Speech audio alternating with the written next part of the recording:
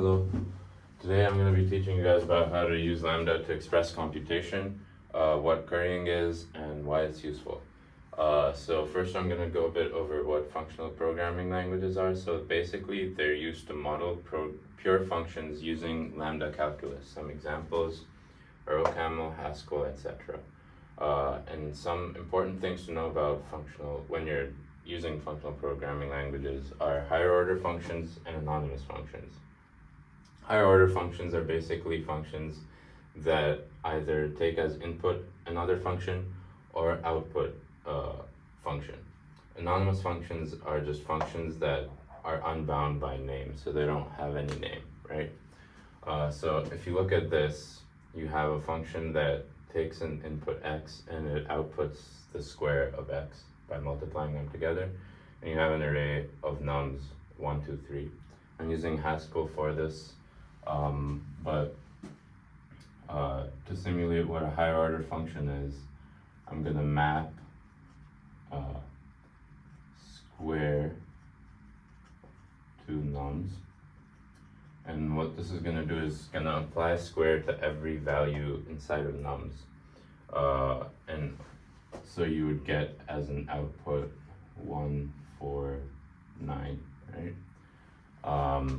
And over here, map is a higher order function because it takes as input another function square, and it applies that to nums, right? You could also represent square as an anonymous function. So you could do something like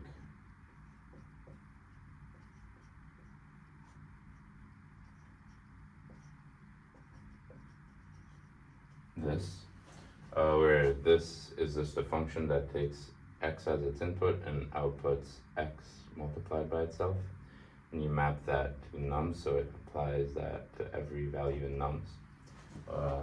This is going to be an anonymous function. Next, I'm going to go a bit over the grammar of Lambda Calculus. So this is Backus-Naur form grammar, where an expression can be a variable, lambda, variable dot expression, two expressions, and expression bounded by parentheses. And a variable is just a string without parentheses, dot, lambda, or white space, right?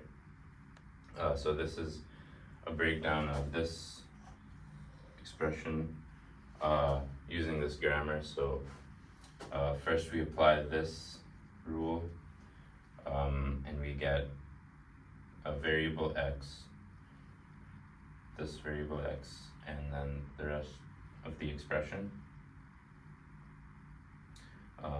And then we break down this expression using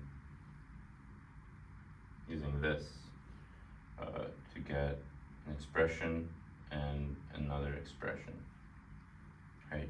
The expression x goes to be a variable, and that's where it stops. And the right hand side breaks further down using this rule, and we get a variable y and an expression xy. The expression xy is just two expressions followed by each other. So you get expression x, expression y, and those break down to variable x, variable y, right? And so what each of these mean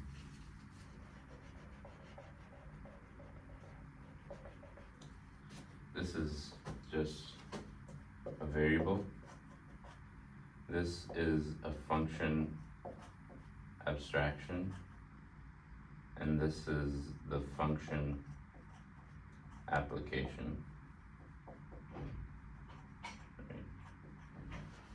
And over here, the variable is just some value. It could be a string, an array, a function, whatever.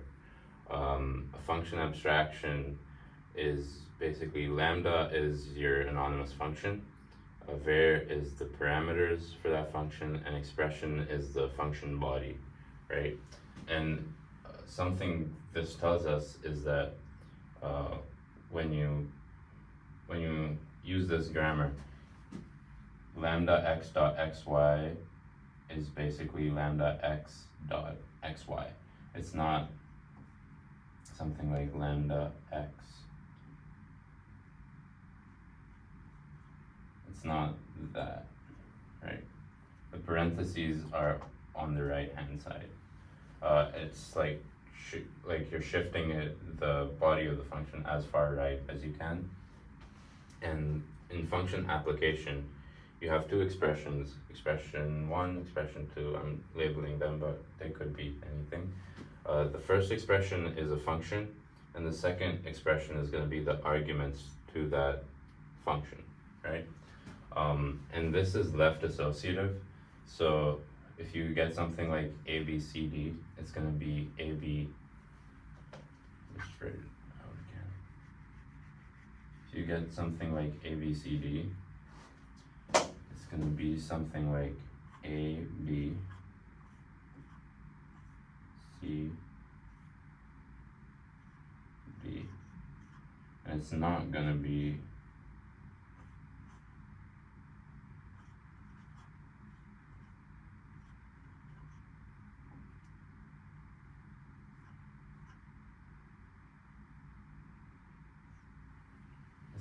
right associative like that, right? Next, plus is a higher order function, and in lambda calculus, anything is basically a higher order function. Every function can only take one value as an input. So over here, plus takes a single argument, and it returns a function that adds it returns a function that would add the new argument to the first argument. So this is Python, but this is without using lambda calculus, and you just define add, which takes two inputs and returns their sum, and this is how you would call it, add 1, 2. But if you use lambda calculus, you would define an add that takes one input, and it returns lambda y x plus y. It returns a function that adds the first input to some other input. So when you do add 1, you're gonna get lambda y 1 plus y. And to that, when you input 2, then you're gonna get 2 plus, you're gonna get 1 plus 2, right? So essentially it's the same thing, but you're only giving every function just one argument. And this is called currying. It can be used to simulate any multi-argument function. So here's a slightly more complex example where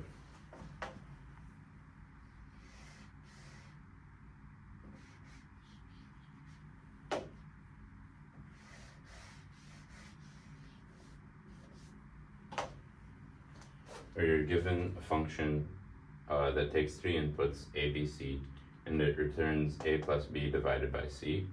And when you call it with these 3 inputs, you would get the output 1 plus 2 divided by 3. If you wanted to convert this to lambda calculus, you would do something like return lambda b lambda c, and then a plus b divided by c, right? And then when you call this, you're gonna have to call it with 1, 2, 3, and that's gonna output the same thing as this. So it's gonna output 1 plus 2 divided by 3. And yeah, when you're evaluating these functions, I'll go through one evaluation of it, but when you call this, first it's going to do f of 1, and that's going to return f of 1 is going to return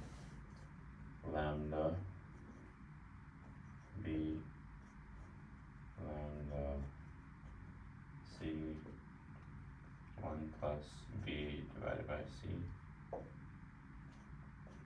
2, 3. That's then going to return, your B is now going to be 2, so it's going to return lambda C 1 plus 2 divided by C, 3. And now your 3 is going to be C, so you're going to output 1 plus 2 divided by 3, right? Same output, but just done in a slightly different way. And we do currying first off because it makes functional languages easier to evaluate, and also you get the ability to do partially evaluated functions. So if you just wanted to return a function that takes 1 and 2 and adds 1 plus 2 divided by some number, you could just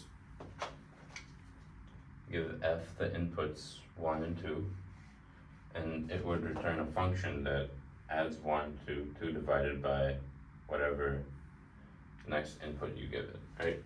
And that's pretty cool. Now I'm going to go over some examples of what these lambda functions do. So lambda x dot plus x basically adds some number, returns a function that adds some number to x. So if you give it an input of 1, right, you would get plus 1, which is basically a function that adds 1 to its input. So if you wanted to do like 1 plus 2, you could do plus lambda x dot plus x 1 2, and this would return plus 1 2, which would then return 1 plus 2, right? And we're kind of doing that here, where we're lambda x dot plus x 1, so you're giving this an input of 1, and so this is going to return x plus 1. It's going to return a function that adds 1 to its input. What this does here is it basically is a function that takes 2 inputs, x and y, and it adds them together. So if you did something like 3, 5, it would return 8, right? And lastly, you have lambda x dot plus x, which returns a function that adds 6 to whatever its input was, but it ignores its first input, right?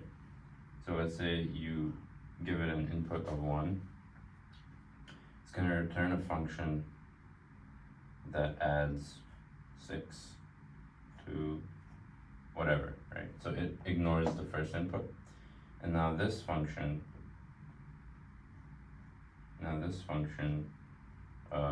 would add 6 to whatever its input is. So if you gave it something like 1 5, right, then it would evaluate to plus 6 5, and that would be 11. And it doesn't matter what the first input is, right? You could make the first input 3, you could make the first input another function, and make it like the add function. And it doesn't matter because it's going to be ignored, right? And lastly, you can use lambda calculus to simulate Boolean values.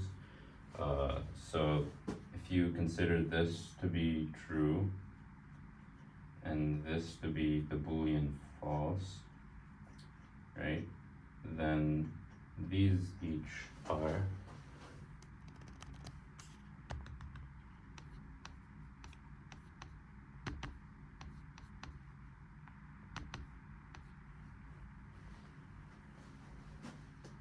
representations of or and and. And I'm not gonna explain the derivation, but I will explain how this works in the next video. Thank you.